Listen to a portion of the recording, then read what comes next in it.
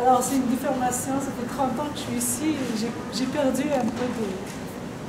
Ben, Azul Filaoun. C'est la première fois que je fais ça.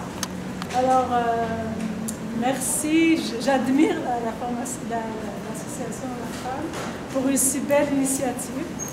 Et, ce que je vois, c'est une réussite.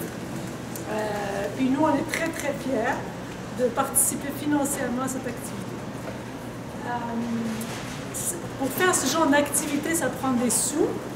Alors, dans notre pharmacie, quand on dit à un Arménien « Pourquoi tu ne viens pas chercher tes médicaments chez nous ?» Et il dit « Mais non, je préfère aller chez l'Arménien. » Je dis « Bonjour, docteur Isli. » Quand je dis à un Italien « Non, je vais aller chez l'Italien. » Il vient chez moi pour des conseils, pour l'expérience, pour la gentillesse qu'ils disent, pour le service. Mais pour donner leurs sous, ils donnent à leur communauté.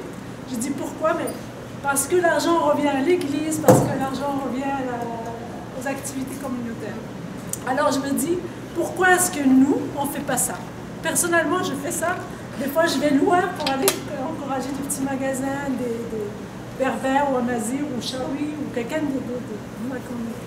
Alors, je me pose souvent la question, puis je me dis, peut-être je vais le dire comme ça avec des mots que les gens comprennent que chaque dollar investi dans le commerce peut revenir en investissement positif dans des associations comme ça, dans des activités. Alors pensez au dollar la prochaine fois que vous allez investir. Dites-vous, si je vais à telle ou telle place, c'est tout ce qu'on vous demande. On ne vous demande pas de l'aumône et on vous demande juste de dire, je veux que mon dollar soit et un retour sur l'investissement dans nos activités. Et c'est comme ça qu'on va grandir.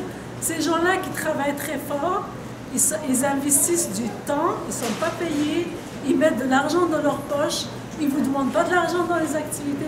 Alors c'est une façon, quand on encourage nos commerces, et ces commerçants-là, quand ils nous appellent, on ne peut pas dire non, mais on a des comptables derrière, on peut être comme accusé de discrimination. Je vais dire, les Arméniens m'appellent pour leur journal, je dis non, puis les Berbères, je dis oui. Je ne peux pas dire non. Alors, la comptable dit, mais non, tu fais de la discrimination. On a toute une équipe en arrière. Okay? Deuxième chose, deuxième point, moi, quand je vois un Berbère ou un Amazigh ou quelqu'un de ma communauté rentrer, ça me remplit de joie parce que je me donne à fond.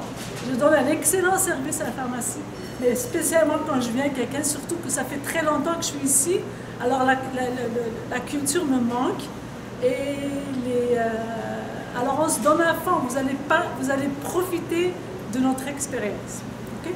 C'est tout.